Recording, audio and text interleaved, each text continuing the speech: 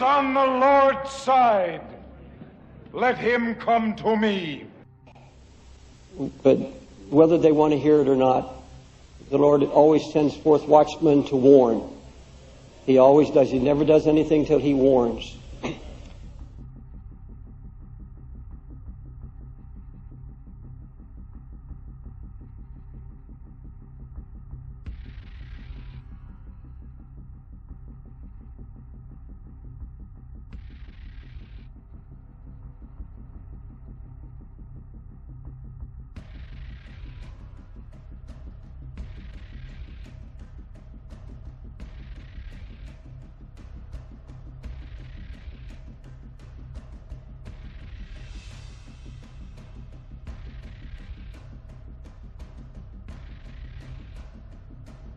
Woe unto thee, O Israel! You have sinned a great sin in the sight of God. You are not worthy to receive these 10 commandments.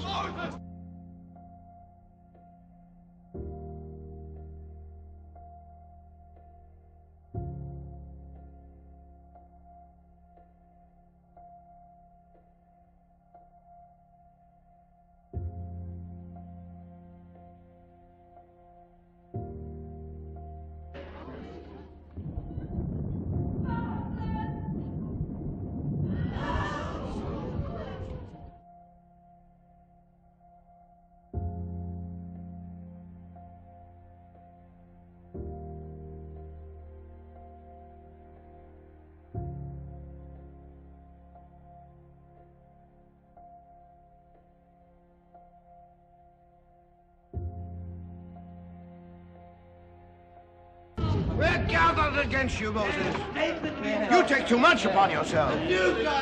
We will not live by your commandments. We're free. Did you carve those tablets to become a prince over us?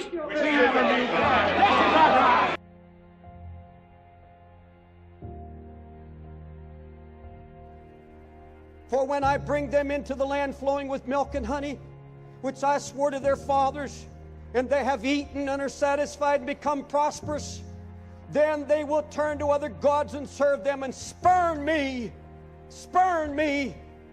and break my covenant. Now, an apostasy, of course, in the Greek is a falling away, and a falling away is that from which we once believed.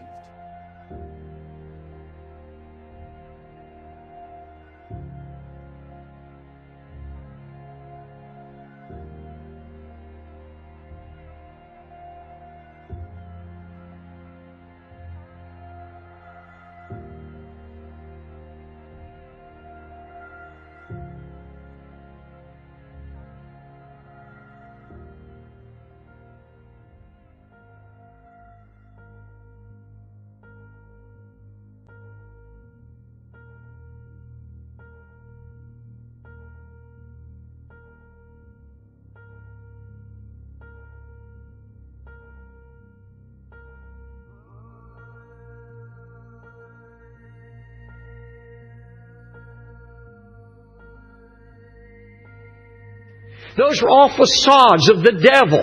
The devil himself behind those idols being worshipped. That was devil worship. Idolatry is nothing more than the devil putting on a face that people could accept.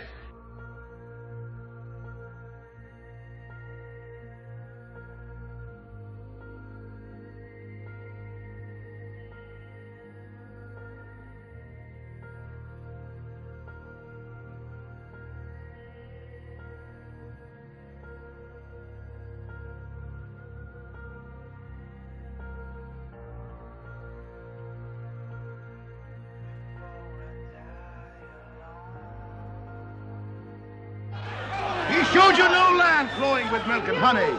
I show you a God of gold. Come with me. Follow me.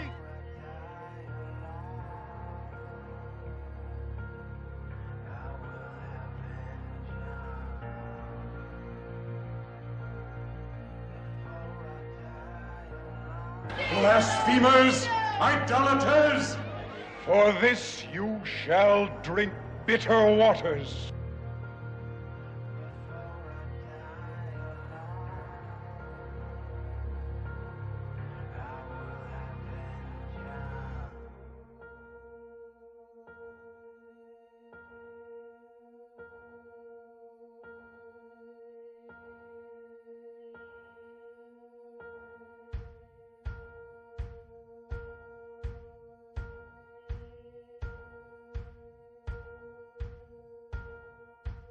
those that came out of Egypt. Now remember, he's got Egypt. Devil's got Egypt in his power. He has Babylon in his power. He has all the northern kingdoms in his power. And now he comes after God's people.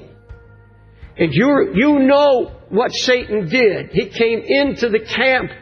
He came in and introduced idols. There was Baal. There was Ashtaroth. There was Molech.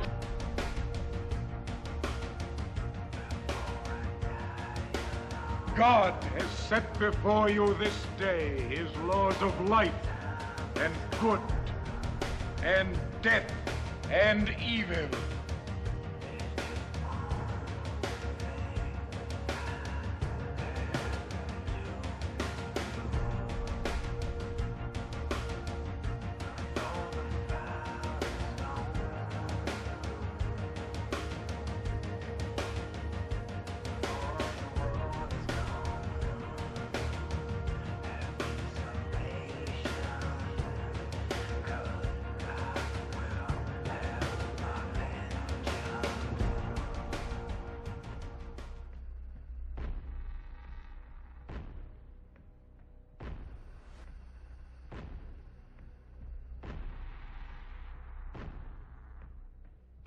They are mainly called Baal and Ashtaroth, the Queen of Heaven. In the book of Acts they are called Moloch and Rephan. You even took along the tent of Moloch, the star of your god Rephan, and the images you made in order to worship them. But throughout all their name changes, one thing remained the same. The symbols by which these false gods are identified. The crescent and star. In Egypt, the crescent and star was carried on the head of Isis. And the Apis bull also carried the sun disk image of Isis between his crescent-shaped horns. And if you take a closer look, you can see that the real author of these symbols is the serpent. And he is the one receiving the worship through these symbols of the crescent and star. The Bible tells us that the serpent is Satan. During Roman times, Semiramis was worshipped under the name Diana. Diana's image was once again the crescent and star of Islam. And they too bowed down and worshipped her image in the form of a meteorite, which fell from heaven. Because the meteorite depicted her astrological moon and star image. When the apostles tried to minister to the people in Ephesus, all of them with one voice went on crying out for about 2 hours, "Great is Diana of Ephesus." And having quieted the crowd, the city clerk said, "Men of Ephesus, for what man is there who does not know that the city of the Ephesians is the temple keeper of the great goddess Diana, and of the image fallen from heaven?" Clearly the image which fell from heaven was a meteorite. And the worshippers of Diana all worshipped her in the same way, by shouting, "Great, great, great is Diana." This is exactly how the Muslims praise Allah. And they bow toward the city of Mecca, repeating Allahu Akbar over and over again. For Allahu Akbar means Allah is great. And it's the very same cry heard by the worshippers of Diana as they bow toward the great city of Mecca. Mecca has become just like Ephesus, the city which held the meteorite image which fell down from heaven. They too chanted that Diana was great. For the Muslims, just like Ephesus, also bow down to an image which fell from heaven. And Muslims are seen kissing and caressing the stone, as if the stone was a woman. Indeed, Mecca is the great harlot, whose worshippers call her great.